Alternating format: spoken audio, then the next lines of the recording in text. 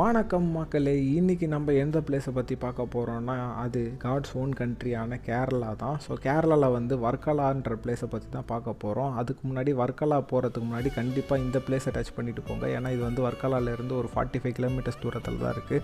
அது என்ன பிளேஸ்ன்னு பார்த்தீங்கன்னா ஸ்ரீ பத்மநாப சாமி டெம்பிள் தான். அதாவது திருவனந்தபுரம் தான் நாங்கள் வந்து ஃபஸ்ட்டு போயிருந்தோம் வர்க்கலா போயிருக்கிறதுக்கு முன்னாடி. ஸோ இங்கே வந்து போனோன்னா கண்டிப்பாக வந்து வேஷ்டி அணிஞ்சிட்டு போனோம். ஸோ ஃப்ரெஷ்ஷப் ஆகிறதுக்கு வந்து அங்கே இருக்க பாத்ரூம் யூஸ் பண்ணிக்கோங்க. வெளியே வந்து நிறையா கட்டி வச்சுருப்பாங்க. அது வந்து பார்த்திங்கன்னா 30 rupees சார்ஜ் பண்ணுறாங்க.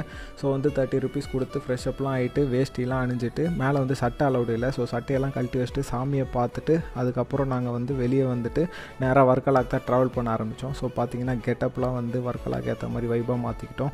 வர்க்கலாக்கு எப்படி வந்து ட்ராவல் பண்ணியிருந்தோம்னு பார்த்தீங்கன்னா அது வந்து ஒரு 46 கிலோமீட்டர் தூரத்தில் இருக்குது. அதுக்கு வந்து KSRTC பஸ்ஸை தான் வந்து யூஸ் பண்ணியிருப்போம்.